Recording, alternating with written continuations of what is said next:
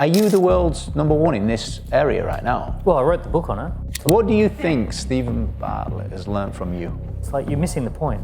People want a path of least resistance from where they are to where they want to be. They'll only buy from you if they believe that you are that path of least resistance. You don't sell what you do, you sell the assessment for what you do, and that if people take the assessment, they then want what you do. Let's talk about big trends and conversations. Let's talk about tactical implementations. And in many cases now, they can do 1 to 10 million, and they can do 7 figures of profit. Welcome to the Business Growth Podcast, powered by ActionCOACH UK, the world number one in business coaching. Since 1993, we've helped thousands of business owners and entrepreneurs worldwide smash through their limits and achieve extraordinary results. This is more than a podcast, it's your blueprint for success. So grab a pen and paper, take notes, and make sure you hit the subscribe button and notification bell for weekly growth insights. Let's do this.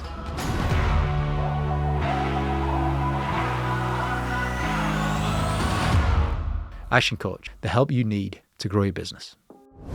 What makes someone one of the most sought-after voices in business today? Daniel Priestley has built, scaled, and sold companies around the world. He's the best-selling author of Key Person of Influence, Oversubscribed, and several other books that have shaped how thousands of entrepreneurs think about growth. His ideas on personal branding, scorecard marketing, and building high-performance teams have influenced leaders from startups to global firms.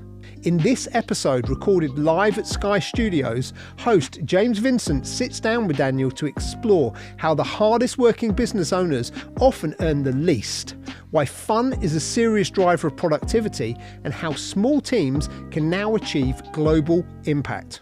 Whether you've read his books or you're hearing his name for the first time, this conversation will challenge how you see work, leadership, and the future of business. Let's dive in. This episode is sponsored by AdSmart from Sky, making TV advertising affordable, targeted, and effective for businesses of all sizes. AdSmart from Sky works with thousands of UK businesses, helping them use the power of TV advertising to accelerate their growth and build brand fame. With a 6-week TV campaign starting at £3,000, it's a lot more affordable than you think. So without further ado, let's bring him to the stage, Daniel Priestley.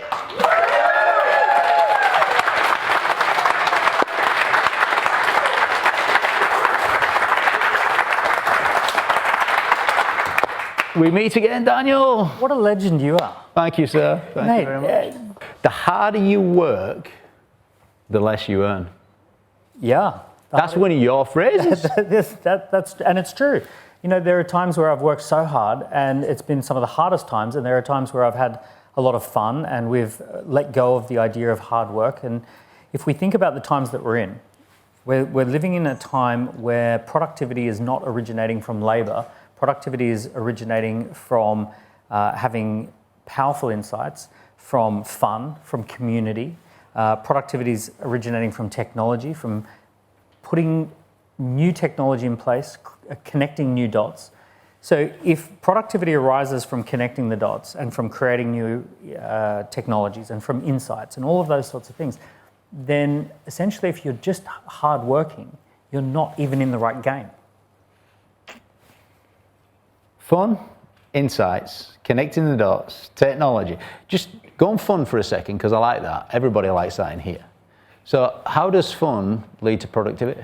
Well, think about it like this.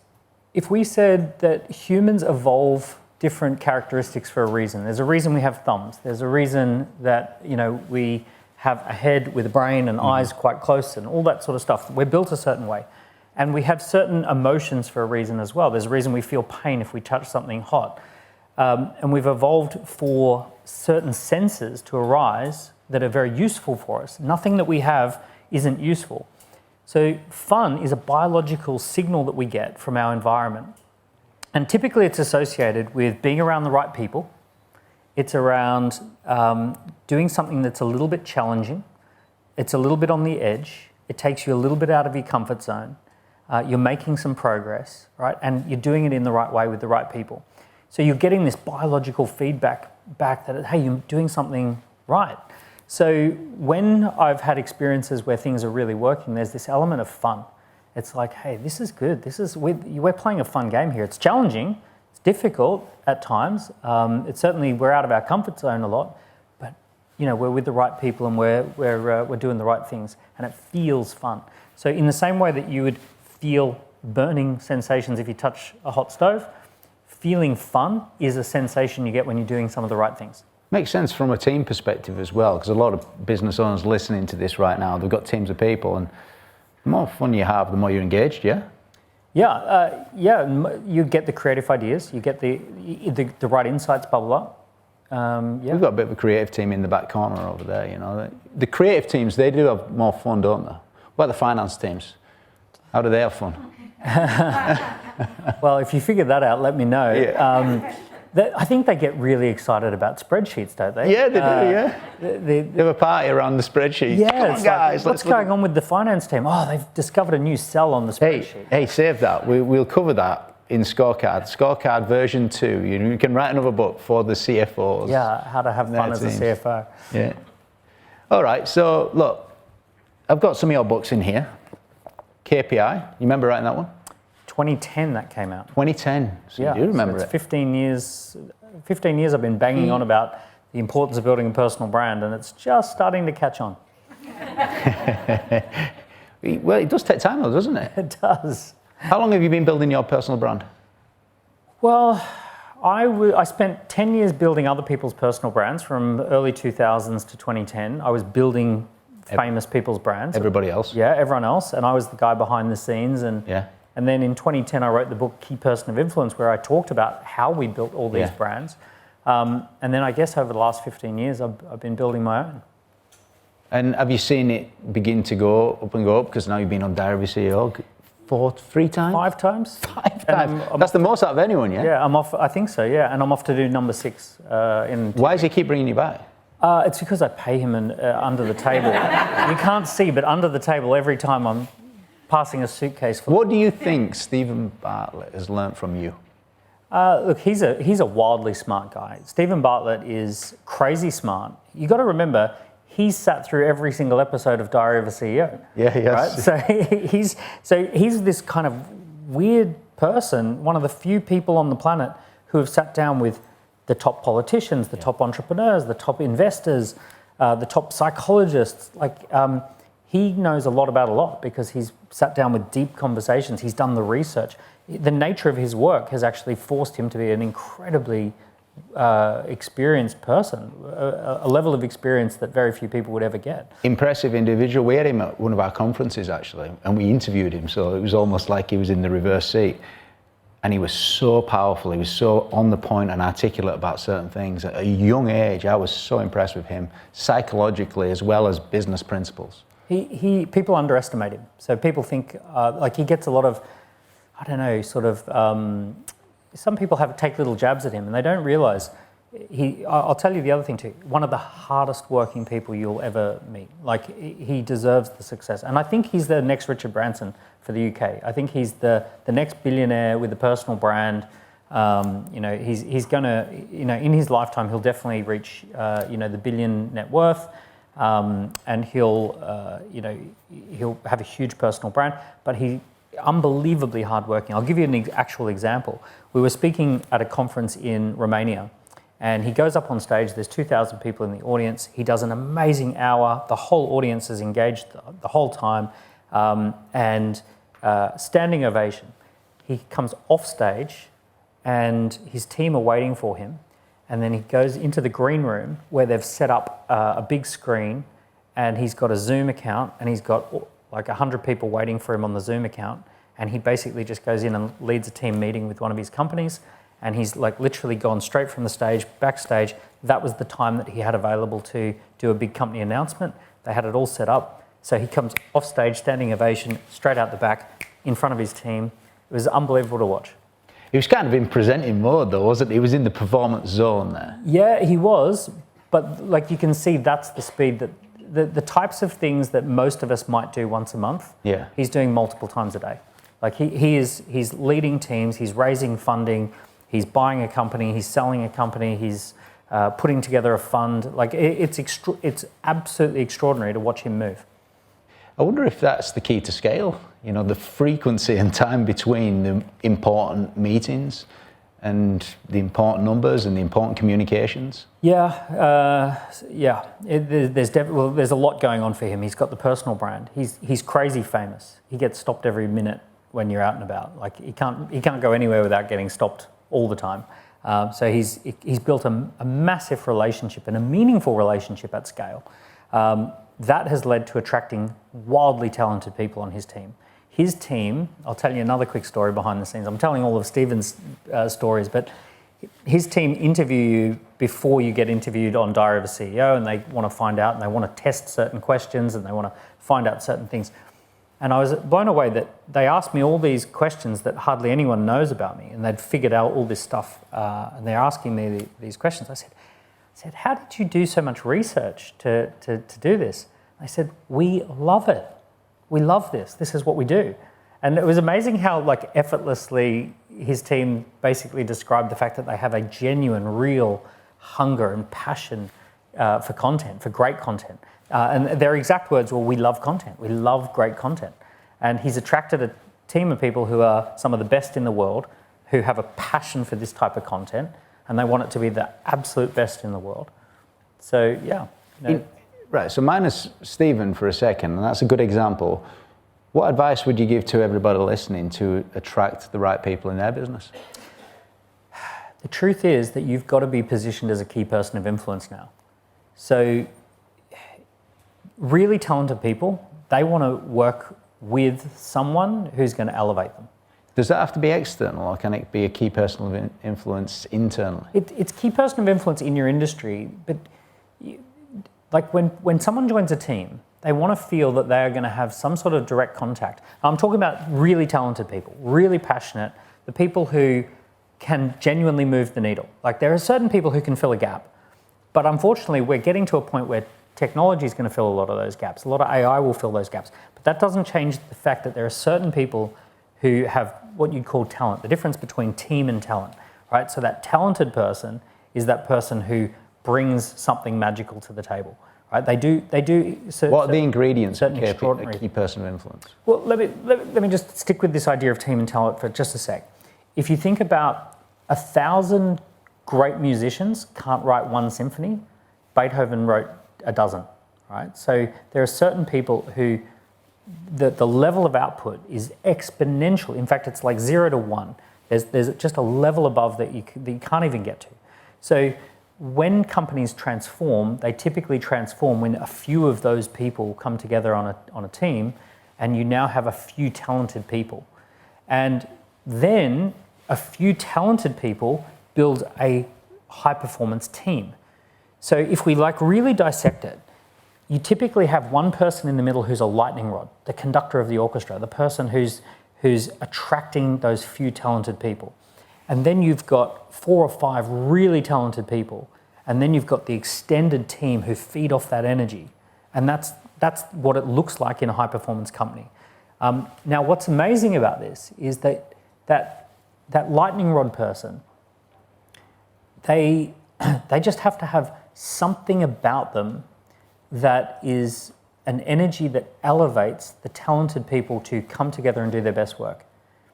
And they don't even have to be there all the time. So like you take a classic example of a Richard Branson or a Steve Jobs or something like that, or even, I know it's controversial to talk about, but Elon Musk at the moment, right? He has this ability to just in small doses show up at just critical moments.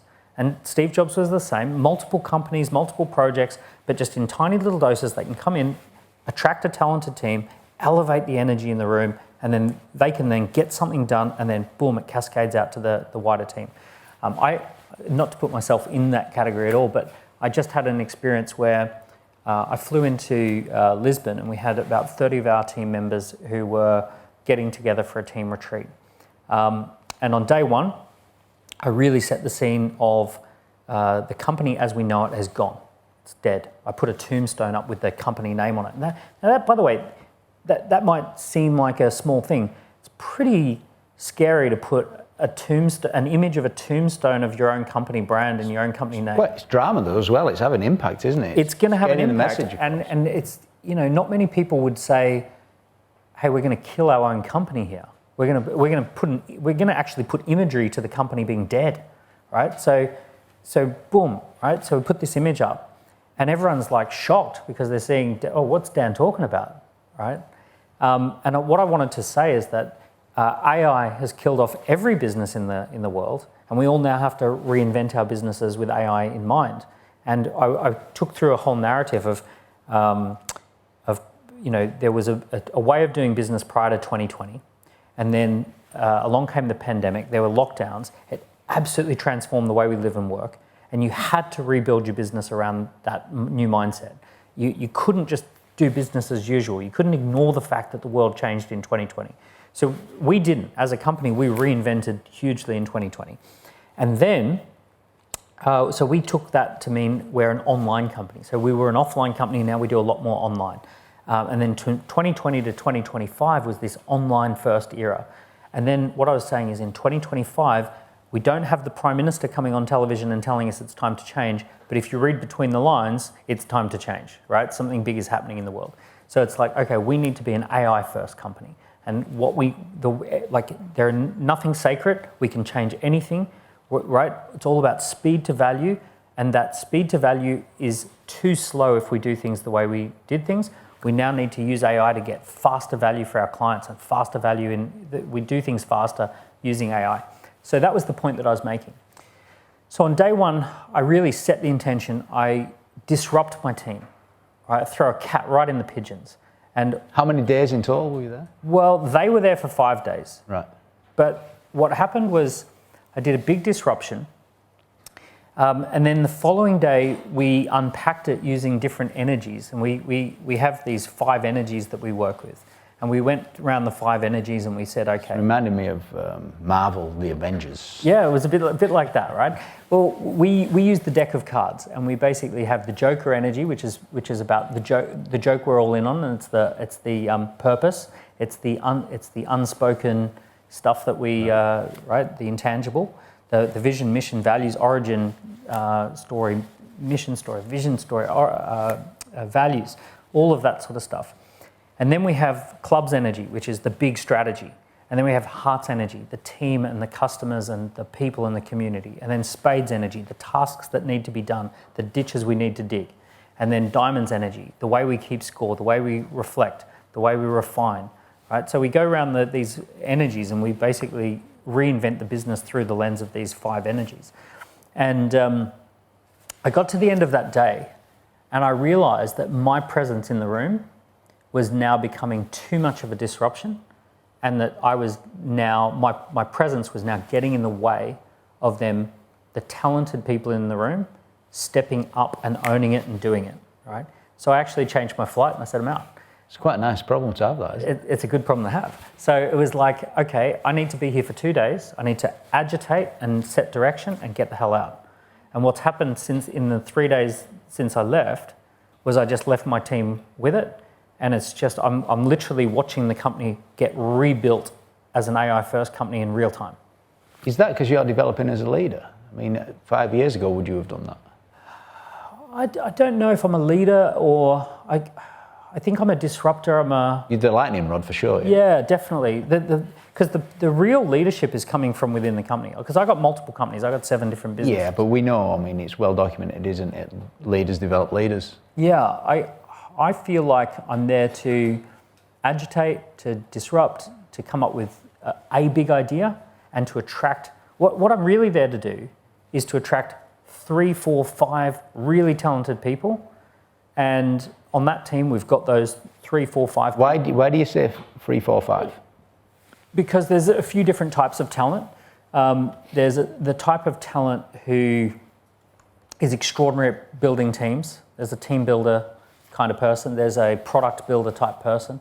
So like on most of my teams, I'm looking for someone who's phenomenal with the tech. You know, they're great at building technology.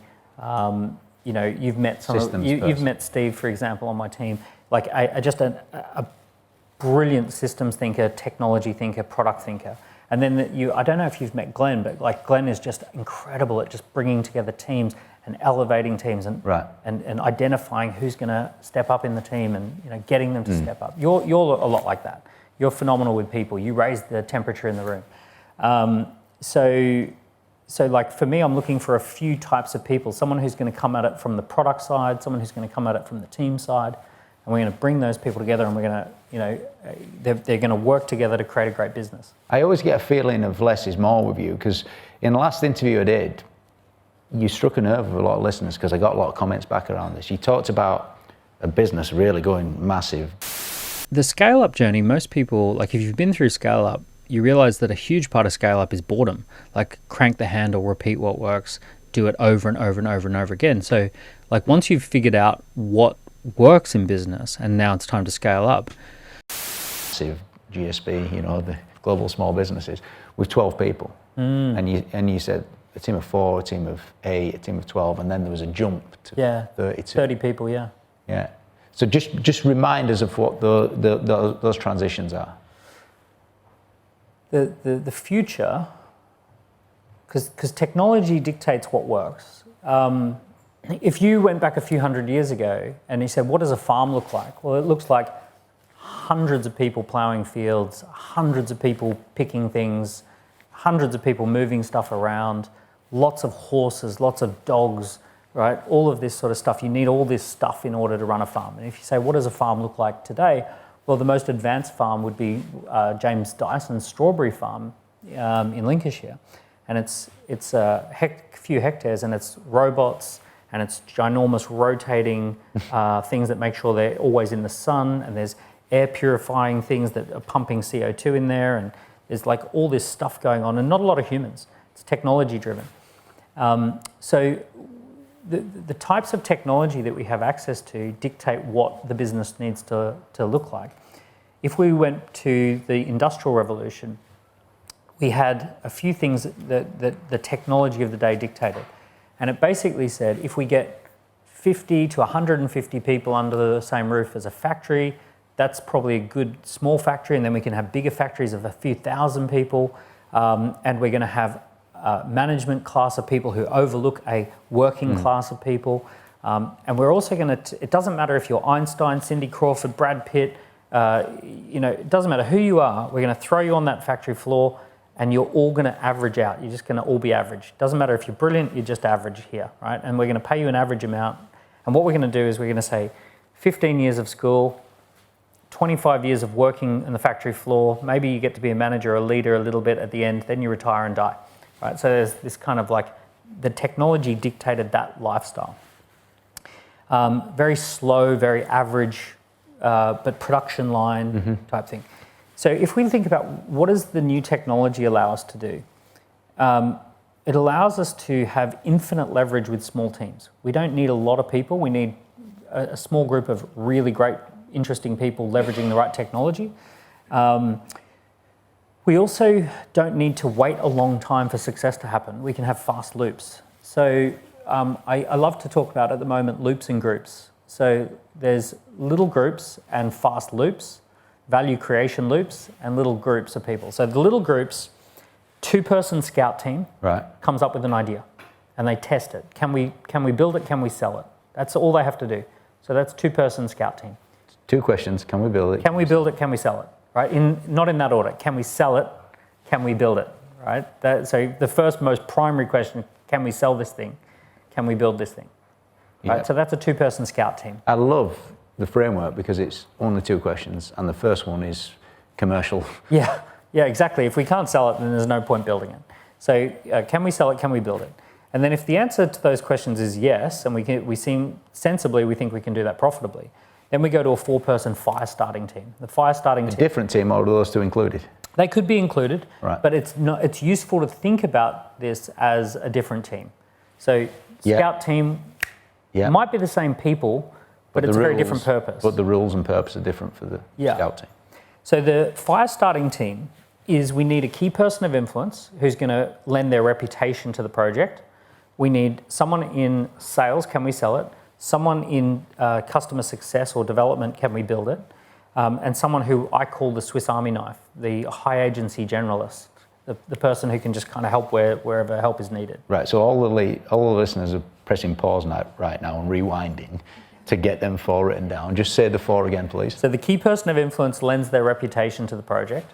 Yep. Then you've got someone who's in that sales marketing role. So either generating leads and getting them to someone who can close them, or leads are coming in and they're closing those sales.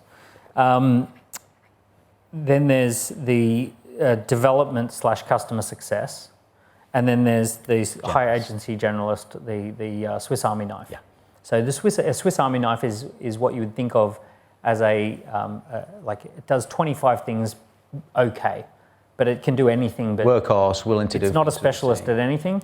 If you need to butter bread, you can actually butter bread with it, but you'll probably hack it as well. Yeah. So it's that we can do everything, but it's not a specialist at anything. So that's the fire starter team. And the fire starter team, their job is to get the ball rolling, probably do something like $500,000 to $1 million of revenue, launch campaigns, create some buzz, get some momentum into this project. And then that evolves into an 8-person core team. And the 8-person core team, this team can be very, very scalable, as in like highly leveraged. You've got a key person of influence who's the face of it and the reputation of it. You've got the general manager or the high agency generalist who runs the team. You've got someone in marketing, someone in sales. You've got someone in development and someone in customer success. And you've got someone in finance and someone in IT. And basically that's your 8-person team. And if you put those 8 people together, you've got a core team, and that core team can be very highly leveraged with technology. And in many cases now, they can do 1 to 10 million. And they can do 7 figures of profit, which was kind of unheard of for a long time. It was really weird to think of an 8-person team doing $1 million of profit, but it happens more and more now. So that's your little generalist, your core team. The next jump up is quite a jump, and that is a performance team. A performance team is about 30 people. So you're going to have an executive team, you're going to have a growth team, so a team that's responsible for growth. You're going to have a product team, which is building a product and making sure people are using it correctly. And you're going to have an insights team, which is essentially financial and performance, data and refinement. Yeah, got it. Yeah. Really powerful, isn't it? And you said actually on the last time, the fastest, because I asked you how long does it take to build up to 30 people? Yeah. And you said the fastest you've done is 3 days. 3 days, yeah. Yeah. Tell everybody again. Well, the way we did that is we just got 70 people in a room. We ran a 3-day conference, and we put an org chart up on the wall, and we basically, by the end of the 3 days, people had applied for the role that they wanted, and we selected who was going to go forward as. It was basically a 3-day conference, but it was an interview for 3 days. Yeah, it was a 3-day. It was all around vision, mission, and values, and what the business is that we're going to do, and essentially laying out the plan and the strategy and introducing everyone to like these are the customers and these are the types of problems that we're solving, and then here's the org chart. Where do you want to play? And out of 70 people, I think we had 35, 40 people. Very different from standard organic growth, which we're all familiar with, which is a typical journey for an entrepreneur, isn't it? Now, if you've got a big vision and a plan and the funds available to sort of fund these 30, I mean, it's doable, isn't it? But what would you say to someone who's not got the funds? Well, we live in a world with incredible amounts of money that's out there. Really? And also money is just a database. It's a way of keeping score. There are many, many ways to keep score. Right. So for example, if I said to you, I've got this phenomenal idea, a vision, and let's say you were super aligned to it, and I said, what I'd love to do is that we could be a sponsor of the podcast, but we need to get to our 6 month in, and then we pay we back pay our 6 months worth of sponsorship. If you truly believed in what I was doing, and you truly believed that was a great opportunity for your listeners, and you believed it was a really great thing that you wanted to be part of, you'd do a deal like that. Now, what have I just done? I've just raised the money for sponsorship, but I haven't raised the money for sponsorship. I've just created a term, an agreement, where we just get paid later. So, for example, in that particular business, there was one company that was it was a group of 6 or 7 of them working together, and they've been working together for a while. And 7 of them agreed to be acquired into that bigger business and just move their whole business in. And they brought with them about 2 million of revenue. and they basically just agreed, yeah, we're gonna come in and be 7 people here. And we already have 2 million of revenue, and we're already a profitable, amazing little team. We're just going to slot straight in. What you just shared though there is real leverage thinking. It's not quite normal because the average person doesn't do it. I get to see this with thousands of businesses. You know, who not how mentality. It's like, who don't know rather than how am I going to solve this problem? I mean, that's a mind shift in itself. But raising funds, all you've done is open to, right, how could we actually do this if we were going to go and do this? Yeah. And then you've created an idea of doing it. Think about it as like reorganizing the world. Like, as entrepreneurs, we just get to reorganize the world. We just go, oh, actually, it's previously like this, but it needs to look like this. Let's just reorganize. And you're just creating agreements where people go, okay, I'm just going to reorganize because that's a better way to do it. Especially when big technology comes along, the whole world has to reorganize around that. So anyone who's got a clear vision as to how the world will look on the other side, it's like, it's very easy to reorganize the world. It's actually easier to reorganize everything than to think about, a linear process of raising funds and then buying what I need. Because a lot of the time, if you're buying stuff with cash, it's the cash that's motivating people, not the being part of something. I quite like doing stuff that doesn't involve a lot of cash because the only people who get involved are people who are true believers. I learned a lesson very similar to what you've just shared from a landscape gardener that came around to our house to design something, you know, and we're walking around the garden, me and my wife, and we're saying what we could do, and then we said, oh, there's a wall there, so we can't have this, and the lady says, whoa, stop it now. Imagine nothing's there. You can have what you want. Imagine nothing's there, and she pressed that clean slate button, if you like. When you're redesigning, you made me think of this. It's like, because we would constrict with our thinking around what exists currently. But and that takes us back to the tombstone slide. Yeah. The tombstone slide was that. It was basically saying, I want you to imagine that the whole business doesn't exist and we get to rebuild it the way we want it based on what we now know. That's a really good lesson for all the listeners, by the way, of the way of communicating it. The picture, it says 1,000 words, it adds a drama, it adds emotion. Literally, it's dead. Yeah. And then you move on. It's like, it's communicating on many levels. It's first principles thinking. It's thinking from, I was about to say from the ground up, but you're actually thinking about knowing what you now know, knowing what you believe about the future. How would you start the game from scratch? You know, because we think that we have to carry forward a momentum, but we don't. We can actually, like with you and I, we could, if we wanted to, we could reset our friendship. We could say, hey, I know we've known each other for a while, and we tend to hang out and talk about this. What if we had a better friendship? What if we had a business partnership? What if we did this? What if we did that? So, like with our businesses, with our relationships, with our friendships, we can actually at any time say, oh, I want to rebuild this from the ground up. It's good hanging out with you, Daniel. You know, you give us all good. There's something really relaxed and composed, but professional and good integrity about you. I believe in what you're saying here. Now, one area that I've got to pay attention to is this area, scorecard marketing. I mean, are you the world's #1 in this area right now? Well, I wrote the book on it. Well, you did write the book on it. But are you the world's best in this? Because I've got a lot of cognitive bias that's telling me you are. Are you the best? At scorecard marketing? Yeah. And doing quizzes? Yeah, definitely. Because we have... So scorecard marketing is about the idea that you don't sell what you do, you sell the assessment for what you do, and that if people take the assessment, they then want what you do, right? If they're right, if they're a good fit. And we've now got 120,000 people who have on our platform, and we've got 8,000 companies around the world in 152 countries that are actually paying subscribers to Score app. And we get to see all of that data. We get to see what they're building and what's working. And then, we pioneered that strategy across all of our group. And the software is becoming increasingly sophisticated, AI-powered, connecting all over the place. There's a spider's web that comes off the back of it. I'm going to rewind a second. You said people don't buy what you do, they buy the assessment. Yeah, it's a different way of thinking about how to sell your thing. So if you imagine someone who's like a fitness trainer and they help executives run their first marathon. If they run around saying, hey, I help executives run their first marathon and it's £5,000 to work with me, it creates a bit of a barrier. I don't know if I want to run a marathon. I don't know if I could run a marathon. I don't know if I'm ready to spend £5,000 and all that sort of stuff. But if you said, I help executives run their first marathon, I have an assessment.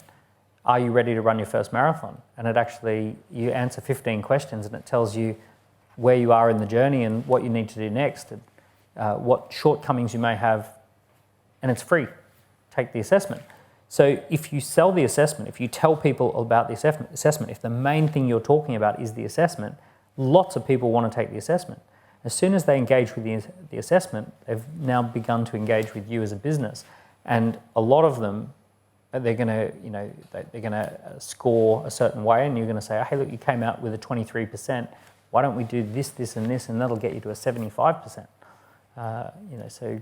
Look, it's definitely a different future ahead. I mean, I'm just going to ask the audience here. Put your hand up if you're not doing any form of assessment marketing. Put your hand up if you're not doing it. All right, just hands up. Just be truthful, guys. All right, surprising. Actually, quite a few people are doing this. This is good news. Put your hand up if you're doing it with Dan's product over here. All right, we've got a few hands that's going up over there. What's the consequence of not using assessment criteria and quizzes in your marketing moving forward? In many ways, it forces you to sell a really big leap for people. So if you don't have an assessment, you're trying to convince someone to go from 0 to 100 in one big step. I mean, it would be like this. It would be like, imagine you've just hurt your ribs, right? Yeah. Imagine if you walk into the doctor's office and the doctor says, right, we need to put your leg in a cast and we need to put a neck brace on you and you need to start taking these pills. And you go, hold up, that doesn't feel like, this all feels too rushed. Yeah. Even though I've got pain, even though I've got a problem, right? I've got these sore ribs and you're telling me I need to do stuff and I'm sure you're an expert, but this just feels very rushed. Why do I need it on my leg? Exactly, right? Now, if the doctor said, first thing we need to do is do an X-ray, right? Then what we need to do is do a blood test, right? Then what we need to do is some sort of MRI. You go, okay, we're going to do some assessments, and then based on those assessments, I'm going to show you exactly what we're going to do and why each step is important. At that point, once you've done the assessments, I mean, let's say for a weird example that the doctor said, actually, you've got rib pain, but actually you've also got this issue that's further down, and we can see it in the assessment, and that's why we also have to do some, thing with your leg. Oh, okay, that makes sense because I've got the assessment and you can see what it is that you're talking about. So if you think about how doctors sell stuff, they sell the assessment, they share with you the results of the assessment, and then they tell you the treatment plan. Most businesses don't sell like that, they just sell treatment plans. And if they started selling the assessment first, they would sell more treatment plans. People sell themselves, don't they? Yeah, and the truth is that customers are never buying a product or a service from a company. Customers buy what they perceive to be the path of least resistance to getting what they want. So like, for example, someone who signs up to a fitness trainer, personal trainer, they don't actually want a personal trainer. They want some sort of a fitness trainer, a fitness transformation.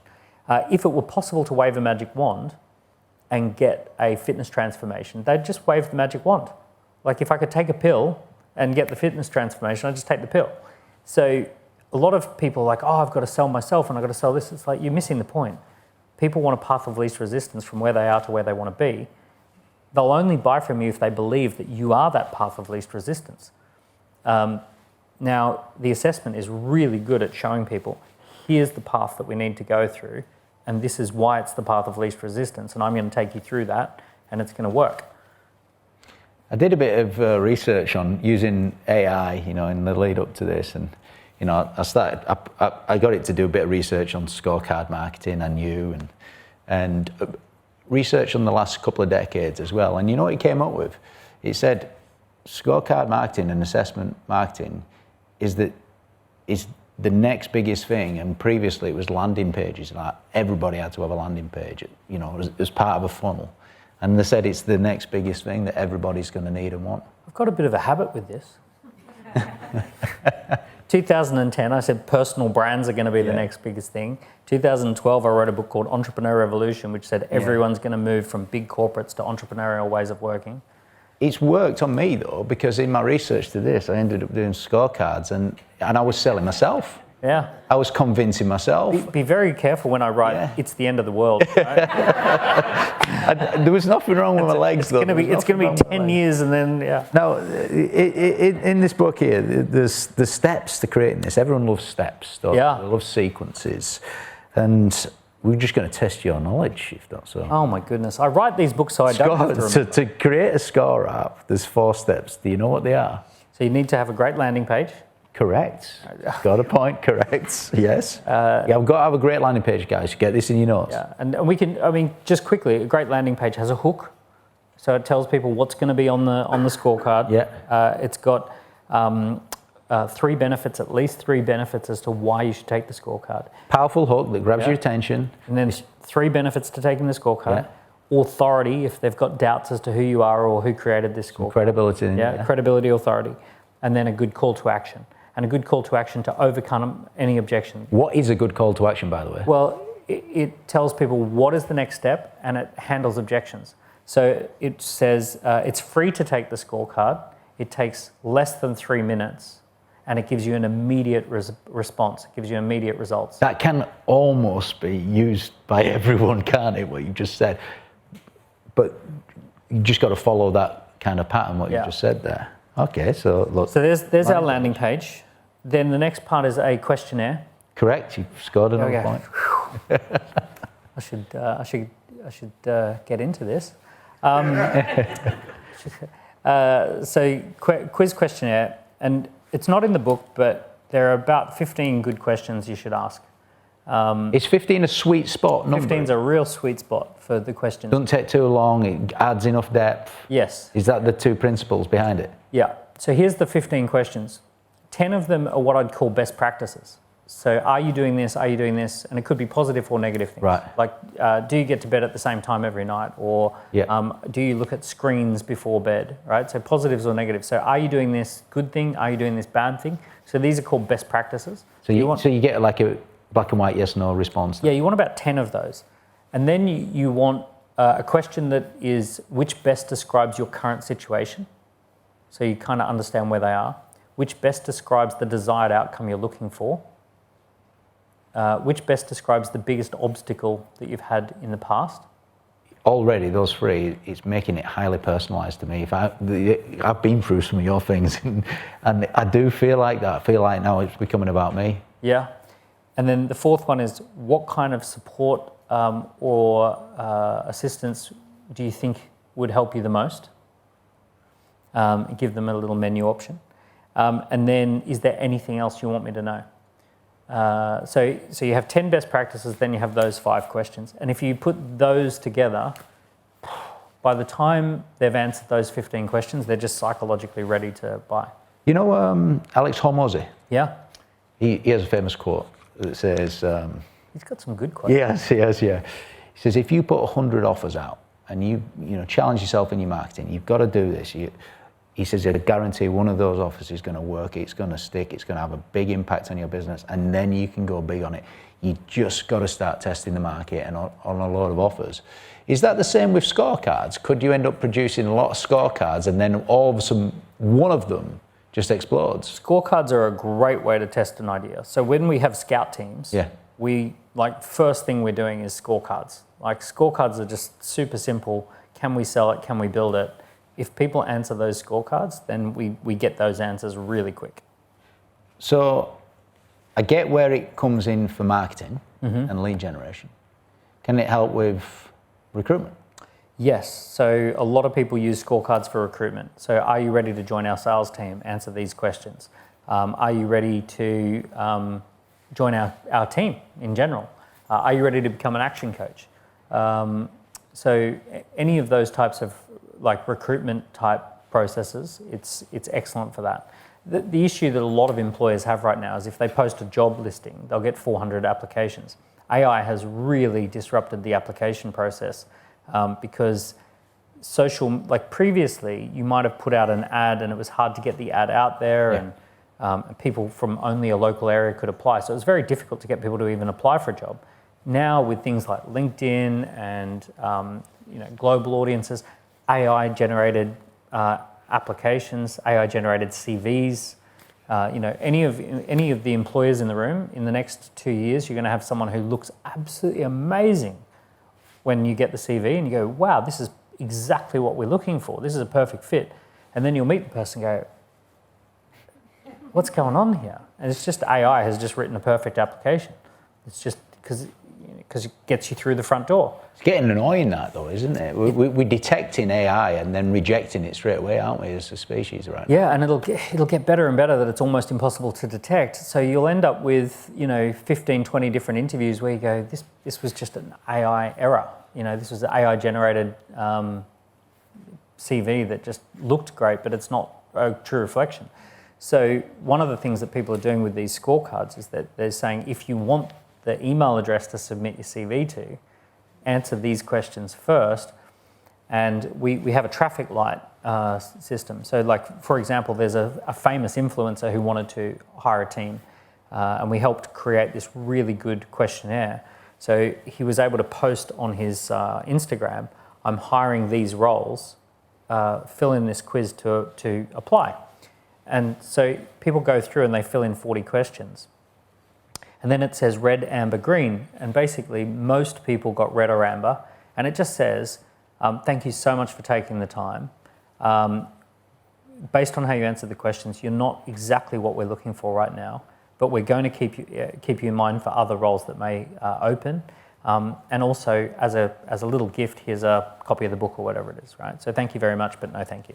And then there was out of a few thousand people, there might have been 30 or 40 who got the green light. And it's just like, okay, great. Now we come through VIP treatment. Let's get you on the team. I'm going to be asking the audience a few questions, a chance to ask their questions in a second. What would your top 2 bits of advice be to all of the listeners right now in terms of adopting and using scorecards in the marketing and recruitment and even personal branding to a degree moving forward? Yeah, I think pick a couple of key ideas, such as a readiness scorecard. So are you ready to blank is a really good one. Which type of blank are you is another good one. Start with, a lot of people want to get it perfect and they won't launch something unless it's perfect. And it's like, just launch something and see how it performs. Use one of the templates.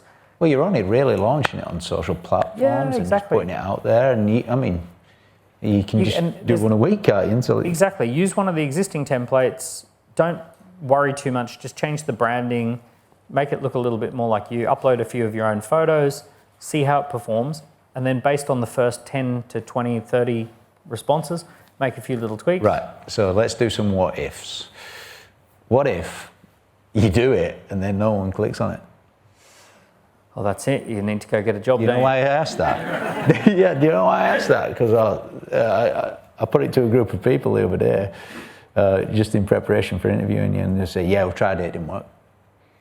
And I hear that quite often about all different things. But what's your honest opinion? Nothing that you say we will take offense to. Why didn't it work? Honestly, just be really direct.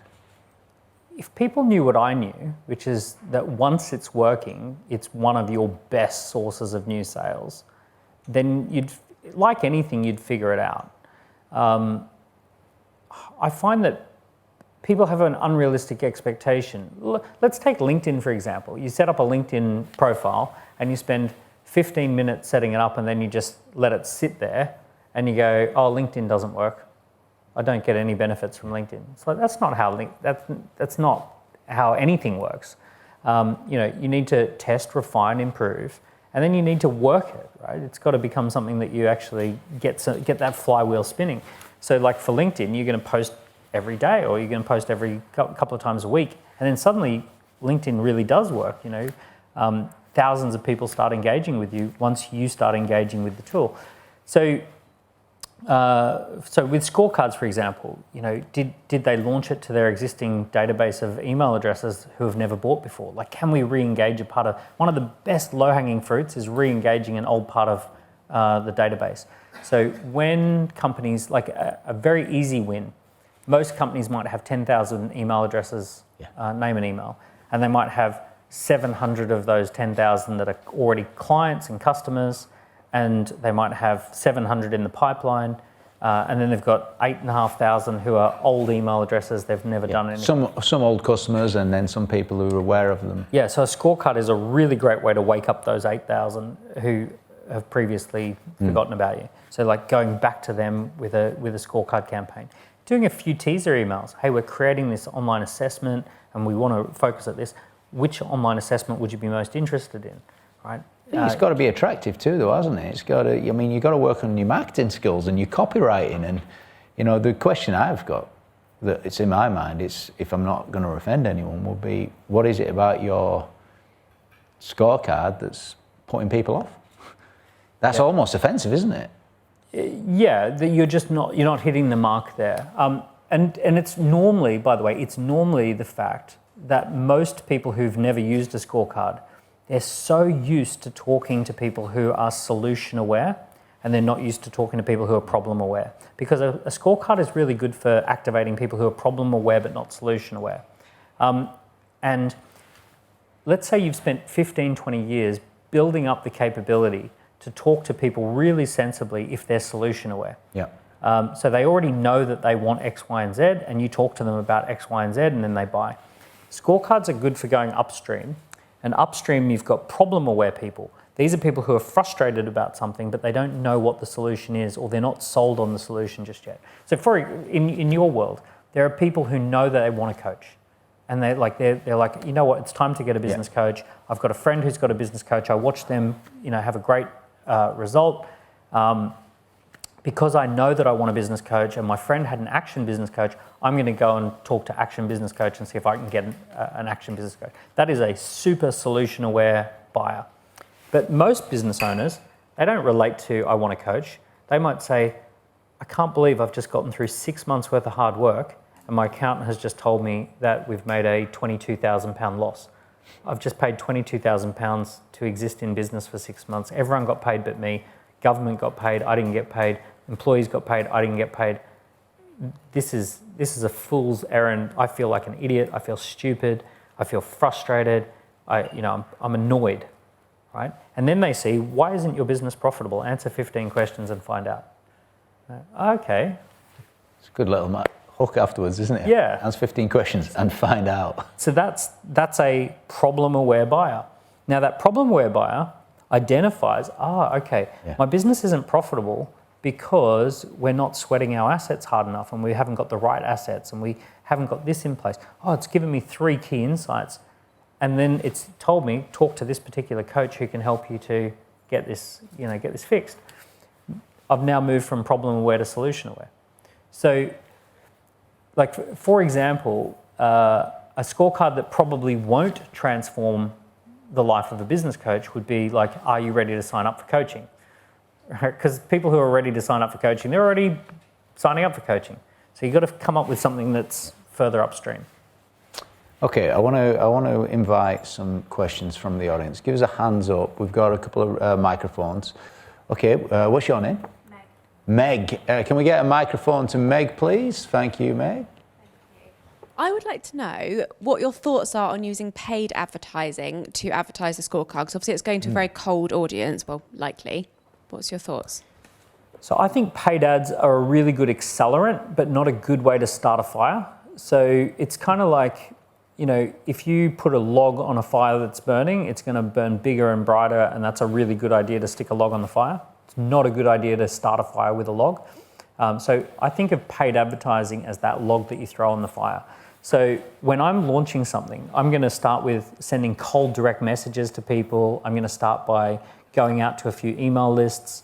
I might go and talk to real customers and show them stuff in the real world. So essentially that's the fire starting behavior of like just little wins, little insights, learning what works with customers, what doesn't, trying 30 headlines against 30 other headlines. Now you can actually do it, a bigger business can do that with paid advertising. So they might run 5 versions of an ad and see which ad works best, and it might cost £1,500 to do that. For a bigger business, that's a cheap test. For a smaller business, £1,500 might be too expensive to test in that way. So long as you're going through a process of understanding that you have to figure out what makes people tick and then accelerate and double down on that, most of the value of advertising is the ability to pull those levers and just double down on what's working. So we, like in my businesses, we love spending hundreds of thousands of pounds a month on ads once we've figured out, okay, this is what people respond to. Let's go for it. Cool, thank you. And ultimately, you save a lot of money. Great question, Meg. Ultimately, you save a lot of money doing that as well, don't you? Because you're testing something that works. You're getting something that's got legs before. Yeah.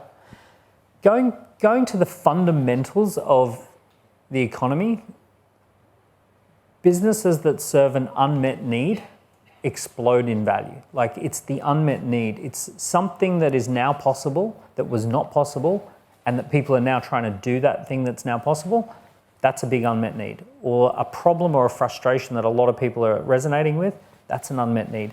So, entrepreneurs, we're kind of feeling around in the dark looking for these unmet need light switches. And it's like, okay, I think I found an unmet need. What's the process of going out and researching that and finding it? So we use scorecards to do that. Right. So we will, early stage scorecards will have a lot of questions around pain points, frustrations. Right. Which frustration, do you relate to this frustration? Or on a scale of 1 to 5, how much is this? That's beautiful, because that's redirecting your future scorecards, isn't it? Yeah, exactly. So you use the scorecards for research? We totally do. Yeah, collecting the data. I can't overstate enough how important it is to find that unmet need.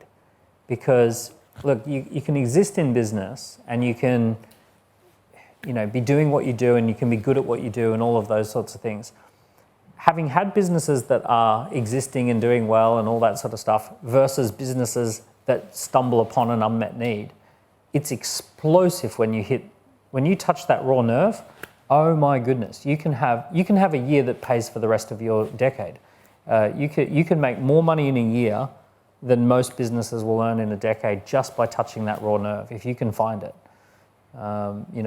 And a lot of businesses, they forget that that's important. They just keep showing up and doing good customer service and looking after people and doing everything well and all of that sort of stuff. It's like, that's all important, but that will get you a fairly normal level of profit, a fairly normal level of growth. But if you can do a little bit of research, the companies that have the most potential for upside have been around for 10, 15, 20 years. They've got all this potential for data. They've got all this potential to reach out and find stuff, but they're just not doing it. They're not doing the research. So they're just existing because they're in kind of the habit of existing. And they're not saying, hey, what if we were super committed to finding an unmet need and then moving our business a little bit towards it and having the best year we've ever had? And it's like, let's do the research to see if we can find that raw nerve. Thank you, Meg. Let's get a couple more questions from the audience. Rob Pickering over here, and then Paul. Thank you. Slightly different. I know you're super smart across a much wider range, having seen your interviews. I get the real feeling we're not doing enough in the UK to really adopt AI. What do you think that the country should be doing? And if you take it down to a base level, business owners, what should they be doing, fundamentals, to get their staff involved and knowledgeable? There's 2 questions there. What can the UK be doing? What can businesses be doing? The 2 things that matter most in this new economy, especially around AI, is cheap, always-on electricity to power data centers and to be, to be a really good place to innovate and build tech and to move things around and move things in and out and be, hyper dynamic companies.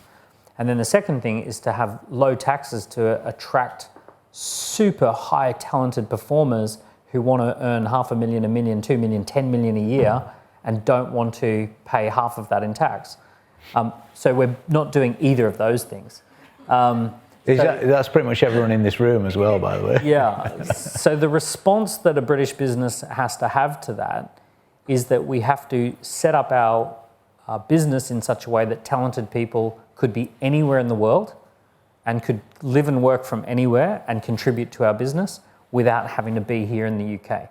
So, some of my top talented people, they're in Portugal, they're in Spain now, they're in Dubai, they're digital nomads, they're on the move. I've got to build a business because they do not want to spend more than 90 days in the UK. They don't want to pay the crazy high taxes here. Also, they want fun, freedom, flexibility. So, you've got to basically build a business where those incredible people could be anywhere in the world and they can still contribute. And it's also not just the super highly talented, highly paid people. Some of the best customer success people in the world are in the Philippines, are in Indonesia, are in South Africa. Some of the best salespeople you'll ever meet are in South Africa. So if you've built a business where everyone has to physically be in the same place, here we are in Sky. This is probably the greatest office anyone could ever hope to have. There is nothing I've seen like this. This is better than Google. It's like you've got Waitrose, you've got cafes, you've got outdoor cool areas, you've got games. They have to force people to come here 3 days a week. So you've got no hope of doing better than that. So you've got to build a business where it's like, okay, if the best people want to be where they want to be, you've got to build a business where they can be wherever they want to be. The big trend is going to be highly skilled, highly talented people are going to move outside to lower tax areas, and you have to be ready to work with them on those terms. Thank you, Rob. Let's go over to Paul over here, then there we go. Hi, Dan. I sort of feel like I know you because I see you every day on my socials, your videos. You're retargeting me really well. That's that $100,000 a month that we spend on ads. It's all going onto you. Yeah. For the average business owner who maybe isn't into doing videos right now, what would you say are the top 2 or 3 tips that you've got for people who think video might be part of their marketing moving forwards? We feel comfortable with things when we've done them 30 times. So ignore your feelings until you've done something 30 times. So if you know that the best strategy is to be doing video-based stuff that builds relationship, if you know you respond to that, if you know that you're flicking through and a good video stops you and you watch it, you say, I probably should be doing some of that, but I don't feel like it. Just be aware that the feeling of confidence or comfort is typically a phenomenon that arises somewhere between 30 to 150 samples in. So just commit to, I will do this 30 times and then see how I feel about it. And I'll do it 150 times if necessary and then see how I feel about it. Because feelings are just not a good indicator of what we should be doing. I'm super guilty of just not feeling like I want to go to the gym ever. And then I go to the gym and then I go, I'm so glad I did. But if I went with my feelings, I'd just never go, ever. And as you can see, my feelings win a lot. But yeah, so there's something about our hard wiring that we need to just say, okay, it's a comfort zone thing. I need to just pull out that phone and just record the video ad. Seems pretty ridiculous, but I'm just going to have a go at it. I may not use it, but at least I'm going to... In fact, I'd really encourage you to do that. Just say I'm going to record 3 or 4 ads that I'm definitely not going to use, but I'm just going to try the recording process. How's the juggling going, by the way? How's the juggling going? My juggling? Oh, you like that ad? Yeah. Oh my goodness. So the guys who produce my ads, they're like, oh, we want to do something that captures attention. Can we get you to juggle? And I'm like, I'm not your monkey. And then they're like, come on, try it. I like the dad jokes where you're cracking the eggs, where you were doing the eggs. That one got me the other day. Of course, these are the damn highest performing ads. And it's like I don't want to be the singing, dancing monkey. But yeah, unfortunately, that's what works. So the juggling, the cracking the eggs. The dad jokes that went with it, they were perfect. Oh, the other day I did one with a statue. I said, when change comes along, some people freeze. It's like... That hurt. Such a dad. Okay. Thanks, Sam. We got 2 more questions over here. What's your name? Carly? Cara. Cara? Hey, And Cara. the other half of your ad spend is being targeted at me. Yeah. So, yeah, no, what was I saying? Can I kind of swing back to the scorecards? And in your experience, do the scorecards work at all levels of audience? So I'm a director at a company and we're targeting the C-suite, the CFOs, the COOs, the CTOs, all those people that are really, really hard to reach. And I'm thinking, this would be amazing if we could get them to do a scorecard assessment. But would they? It normally works well when it's coupled with a piece of high quality content. So, for example, if you're trying to reach someone who's like a C-suite executive, you definitely need to tap into a raw nerve. You've got to find something that they're wrestling with, something that is a real problem or a concern for them. If you can create a decent piece of content, such as a really good LinkedIn post or a PDF document, what is it you normally help someone with? So it's an AI-driven business analytics solution. Yep. The problem that we're fighting against is the adherence to Excel sheets, because it would actually force people to drop their Excel sheets and change the way that they're working, and they kind of know that they should be doing it. Yeah. So like you might couple this with some videos about how organizations are moving away from Excel spreadsheets and CRM systems or traditional CRM systems into an AI-driven analytics approach and why those businesses are going to win. So you might do a 5 or a 10-minute video demo that explains that shift that's happening.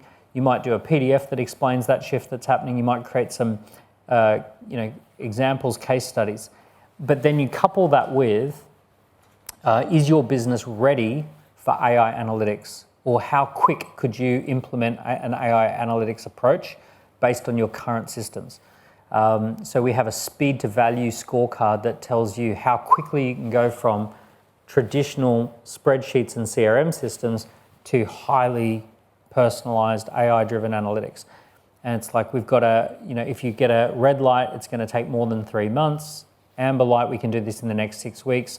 Green light, we can do this like in a few days.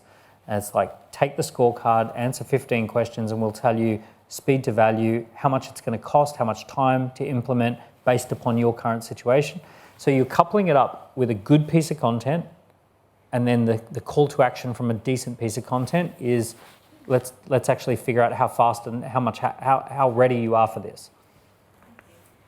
Thank you very much, Cara. I think we've got another question here. This is from Neil Martin. He's the head of marketing. In fact, Neil, he doesn't know I'm going to do this. I'm going to get you to ask your question. Neil's in the hot seat. Give him a hand, folks. Give him a hand. Get in the Thank you, James. Thank you, James. Thank you, everybody. So, Daniel, I'm a huge believer in the alchemy of like old school, evergreen, never go out of date techniques, but then coupled with leading edge tactics. First of all, what's one old school technique every marketer, every business owner needs to master? Live events. Live events are really powerful.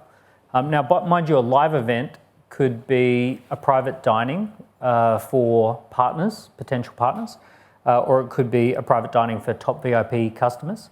Or it could be a Zoom event where you do an info webinar or an educational piece, but it's getting in the live environment. I don't know why this is, but when I put the same content on YouTube, I might get an average watch time of 8 minutes, 10 minutes.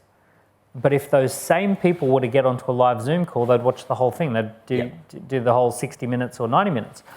So there's something about live Zooms, live events, getting people to show up to stuff, that is a really powerful way to build a business, and you shouldn't throw that out. A lot of stuff can be asymmetrical, asynchronous. Sorry.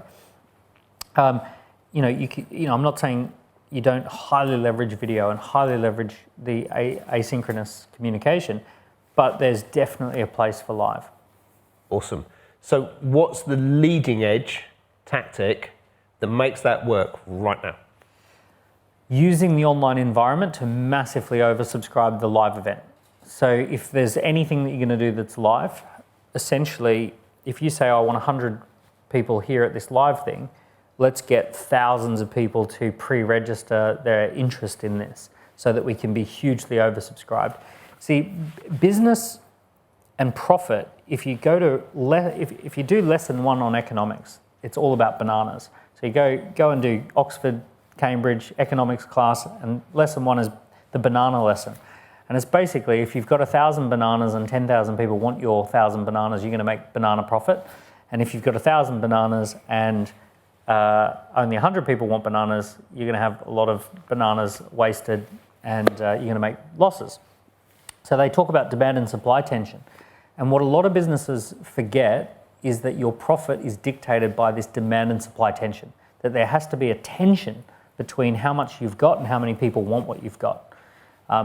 In a lot of digital businesses, because digital scales infinitely, there's no tension, which is why Google Maps is free, Google Search is free, all of these like digital products that there's no actual tension, they have to give them away for free. And then they monetize the thing that is scarce, which is the top 3 results on the ads, and they can monetize something that's scarce. So what we want to do is the old traditional ways, we want to use that as something that's scarce, and then we want to use digital, the infinite ways, to ramp up the tension around what's scarce. So we have 100 people who can come to this event, we've got 1,000 people pre-registered for the event, boom, we've got something that has that differential, that excitement, the demand and supply tension gets created. Fantastic. Thank you very much, Daniel Priestley. Can you get a round of applause for that? And keep it going, because here he comes, James Vincent. There we go, bit of drama, hey? All right, Daniel, we've got a few quick questions to wrap up here, so let's see where you go on this. Physical book or audio book, which do you prefer? Audiobooks outsell physical books now. Which do you prefer? I prefer, well, I'm a dad of 3 little kids, so I couldn't get through any number of books if I didn't have audiobooks. Yeah. Because it's stuff like when the kids are on the playground and they're just like doing their thing, I've kind of got my earpiece in listening to a book. Keynote presentation or team meeting with your team in Portugal, which do you prefer? Both. I want both of those things together. Like when I'm with my team, I want to have a really good structured visuals happening. How did you, because you did a keynote for us at BizX this year, how was your experience at BizX? BizX was awesome. BizX is like great. The types of people, if you think about like a filter, the types of people who have a business coach, these are just like, you have to have achieved a certain level of success already.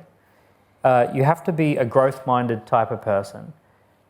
You're a type of entrepreneur that's inviting accountability and insights into your life and paying for the privilege of someone else to kick your butt a bit.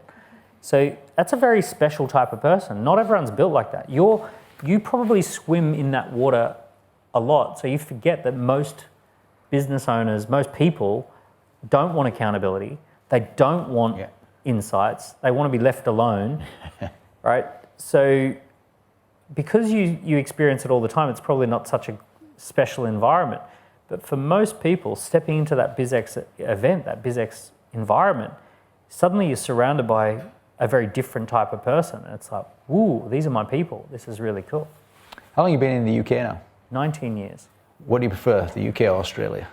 Well, clearly I've been here 19 years, right? So, I mean, if there was a sporting event with UK versus Australia, it does tear me up a bit, you know. Does it? Yeah. Yeah. Well, you see who wins in the end, and you go with them, hey? Early bird or night owl? Unfortunately, I'm a night owl. Oh, yeah. How late? I tend to get a second wind at about 11 o'clock at night, or 10:30, 11 o'clock at night. I'll like be ready for bed at 9:30, and then I'll be writing a book at 11. You know. You know, the first 50 podcasts I did, I asked that question, and it's almost like it was some research I was doing here, and it really surprised me. 65% of the answers were night owl, and I thought, you know, I'm interviewing entrepreneurs, I thought the morning routines and all this was going to kick in because I had my own bias. I think it's also a phase of life. Like when you've got little kids, the mornings are getting them up, getting them fed, getting them to school, and then you're just kind of like exhausted by the time the morning is just taken up with getting kids up and ready, and then getting kids to bed. And then finally, after that, you've got like a little bit of a second wind that you can do something for yourself. So I think it could be just a phase of life. Because you look at people, when their kids grow up and leave, they turn into morning people. You know, like... Well, we've got that to come. Yeah, our kids are a similar age. Okay, what's the best, like you've wrote books, you're not allowed to choose your own. What's the best book you've ever read? The best book... Well, I do want to touch on this, though. The best book ever, especially for the people who'd listen to this, is the book you write. I'm not saying my books, but going through the writing process, because the writing process, you're distilling all the stuff you've learned. You're taking all your best bits. It's forcing you to move it to a different part of your brain. It's very easy to read a book and move to the next book and read a book and move to the next book. When you go through the process of writing a book, it really gets you to think through, what are some of my lessons that I've embodied? What are some of the things that I've experienced? What are some of my high points, my low points? What would I want to share with the world? It's also that kind of question where you think, my kids or my grandkids will read this perhaps. Like, what do I want to say that I think will be timeless enough that they'd find that interesting? So there's something really special about writing a book. If people haven't written a book before, and especially if they're an avid reader, they've read a lot of books already, I'd really say, it's never been a better time to write a book, because the publishing process has been democratized. The writing process has now been democratized. You have a global potential audience of people who could read it. You know, you've got audio books, digital books, physical books. There's all these reasons why it's never been easier to do a book, and why it's never been bigger upside to do a book. You know, for a lot of people who would be listening to this, I'd love to say, rather than me giving you the next book that I recommend. You did say that last time as well, so you're true to form, you're very consistent. But I'll give you an answer. The one that's had the biggest impact on you? There's a book that I love that I read to my kids regularly, and it's called Stone Soup. It's a kid's book. Right. And these guys rock up into a village, and the village says, we're hungry, we've got no food, you guys need to leave. And they say, oh, we're not here to ask you for food, we're here to make you food. We're here to give you food. And the villagers are confused, and they say, oh, I thought you were here because you wanted something from us. No, we're here to give you something. I go, oh, what are you going to give us? I said, we're going to make you some stone soup. It's the most delicious soup you've ever tried. And they go, oh, okay, how does that work? And they bring out a pot, and they put these stones in it, and they boil the water. They taste it, and they go, oh, it's good. It's delicious. But it would be even better if there was just some salt. Does anyone have any salt? And they go, yeah, I've got some salt. He goes, okay, it's almost ready. We could have it as it is, but if we had some carrots and onions, it's great with carrots and onions. I've got some carrots and onions, boom. We could have it vegetarian, or if someone's got a little bit of chicken, right? Chicken makes it nice if we want to do a chicken version. I've got some chicken, right? And one by one, all the villagers start putting stuff into the pot. And of course, it turns into this delicious big soup, and they all have this amazing soup. And I love telling my kids that you can just stone soup stuff into existence, right? That this is how entrepreneurship works. Get everyone involved? Yeah, you stone soup stuff into existence. That's how the game is played. So you start out with a vision, and you invite people to come and bring in a little ingredient to the pot. Beautiful. It's a great story. It is. What's been the hardest lesson of your life? The hardest lesson? That luck is a really big part of it. That luck's a thing. You got to be lucky. It's not enough to be good. When did you feel the luck last? Well, I feel lucky all the time. I'm fortunate that I'm like kind of hardwired to feel an experience of luck. I've also had a lot of bad luck as well. Like I've had a lot of bad luck. You know, I graduated at a time when I was super excited about the technology space, and then the .com crash happened, and I wasn't able to get a job in technology, so I had to go start my own company. Bad luck, good luck. I just, got going in business, actually, I came to the UK. We had this massive success at launch, 4 million of revenue. 1 year after we've launched in the UK, we filled the London Palladium Theatre, 2,500 people. We made 600 grand the following week. Everything's going so well. Global financial crisis. Everything goes crashing down. 3 years of recession afterwards, trying to rebuild. But during that time, I wrote my book, Key Person of Influence, and then relaunched the business, stopped making other people famous, made myself, a key person of influence. Bad luck, good luck.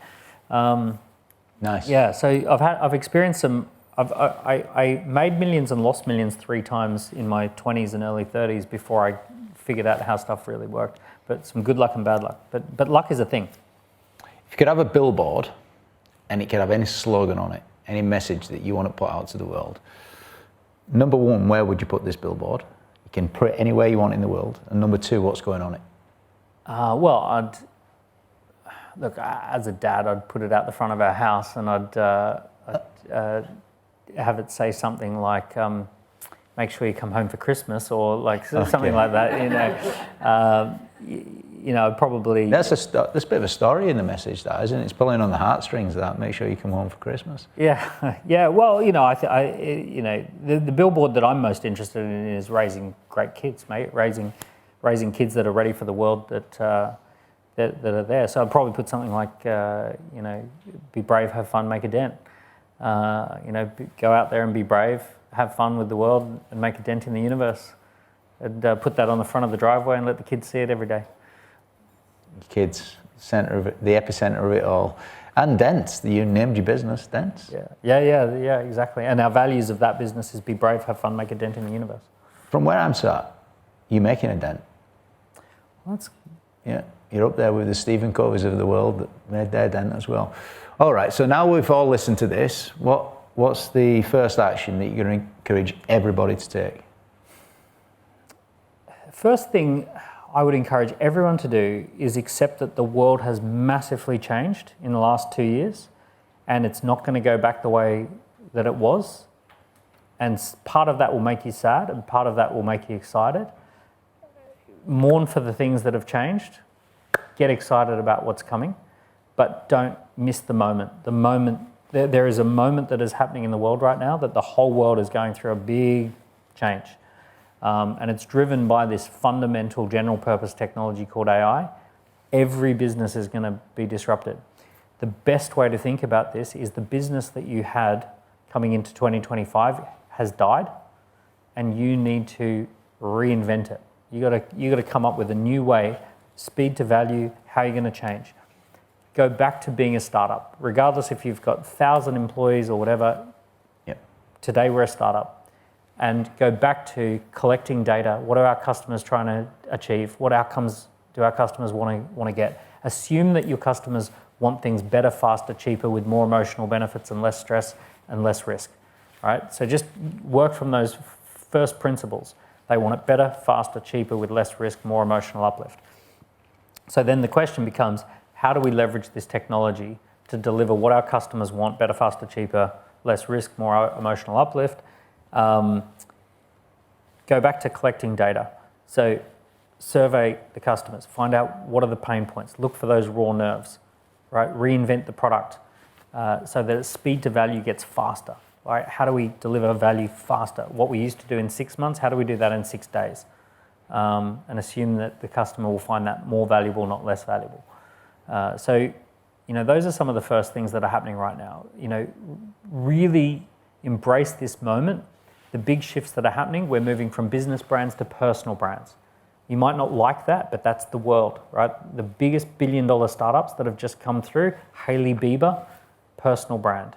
The Rock, personal brand, right? So all of Ryan Reynolds creating, right? These are businesses that became billion-dollar businesses in under 36 months, and it's all around personal brands. Personal brands are 20 times more powerful than company brands.